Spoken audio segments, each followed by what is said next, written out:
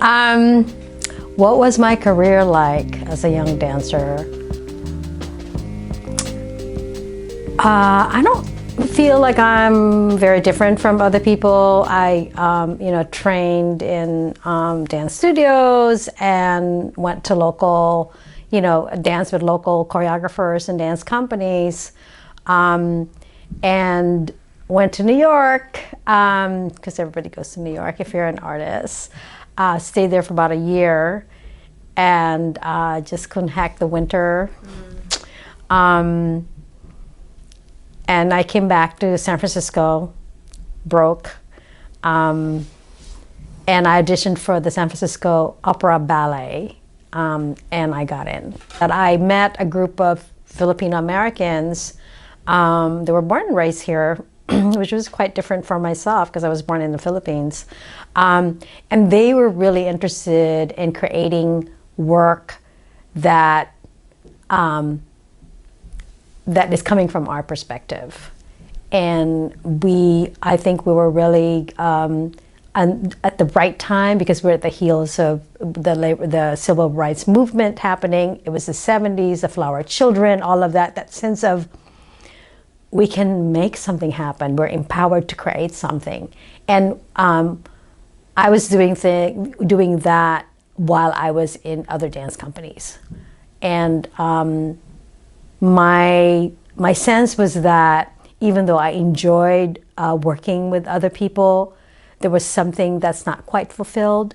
And so being with this group of amazing artists, I was able to, together build with them new works. And of course we adored Alvin Ailey. That was our, if he did it, we can do it. But we were looking at it not just as Asian Americans, but people of color. So Bagundiwa was the name of the dance company that we built, and a lot of dancers just went through that. And we did anything from,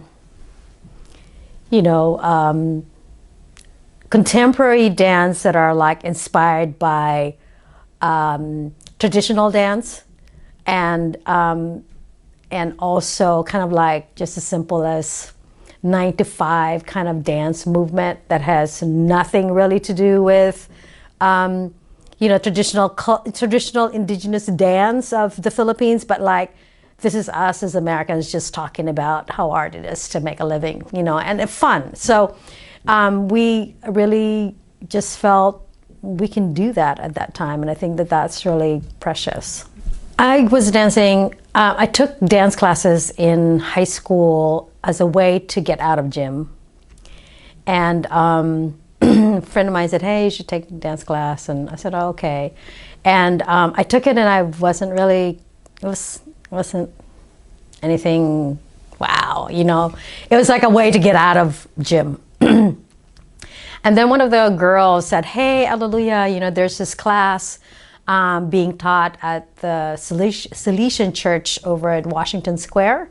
There's like a gym behind it, and it's free. It's after school. She's looking for, high school dancers. That's, want to try it out. I said, oh, okay, I'll try it. And it was Klarna Pinska, and she's this, like seemingly a really old lady back then as a high school student. And she turned out to be like, a dancer for the Ruth St. Denis Dance Company. And she was like, she became kind of like the school director. I think I don't know what, at least in the school. And part of her struggle was because she was Jewish, she couldn't perform. It was discrimination, but I found that out much later. But she was the one that introduced me to different kind of like stories around Martha Graham and all these, great modern dancers, American modern dancers of, the early part of the modern dance history. And Isadora Duncan, and she has all her opinions about them. But I think most importantly, she introduced me to a different kind of America as an immigrant child. Because it's North Beach, we had to go, Chinatown was right there. And, and then introduced us to city lights, poetry reading. I didn't understand what they were doing, but it was like, this is the thing to do.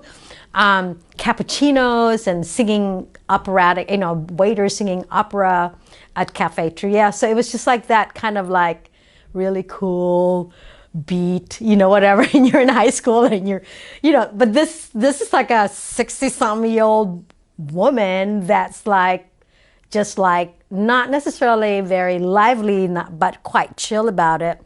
And I was able to go through Chinatown. And that was really kind of like a beautiful moment for me as a high school kid that did not have any people that looked like me on television or the films. So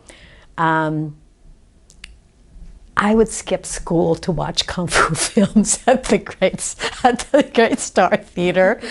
I didn't understand anything that they were saying. They're just like Chinese mothers there with their peanuts, and they're like, and there's always stuff on the floor. But there was something so amazing for me to see people that look like me on the screen.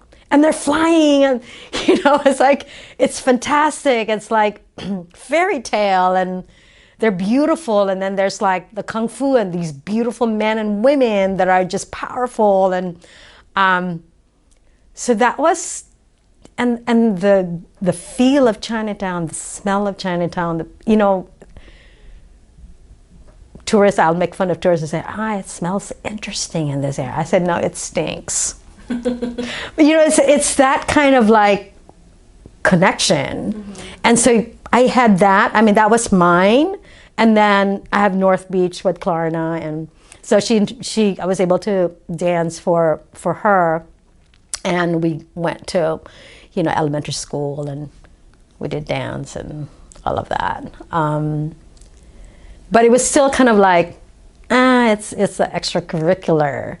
But I certainly enjoyed sort of like this other view of America, because when my family are very religious people, and it's basically also struggling to just live, in a new country.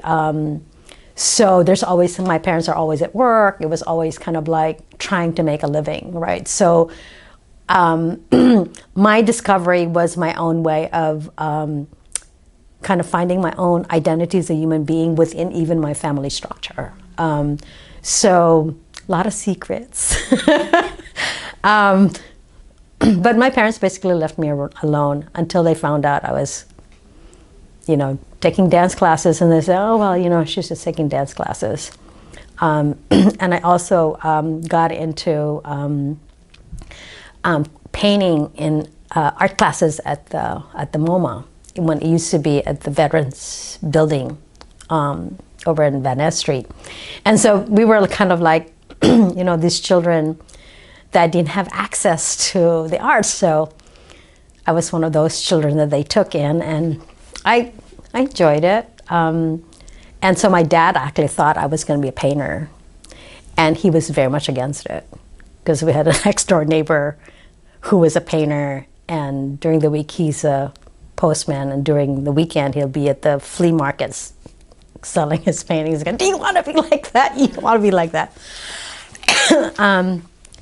But there's just not support there, understandably so, because life of an artist is really hard, and my parents just didn't want me to go through that route to make it easier for myself. But was bullheaded. I know they love me. I mean, it wasn't like, they were making sure that this is something that I wanted to do, but not in a nice way, in a very kind of Filipino Asian way. It's like, so, but I think by that time I already sort of made up my mind, because I really, wanted to have, I mean, I don't know. I think you're wired to be an artist, so you grab it.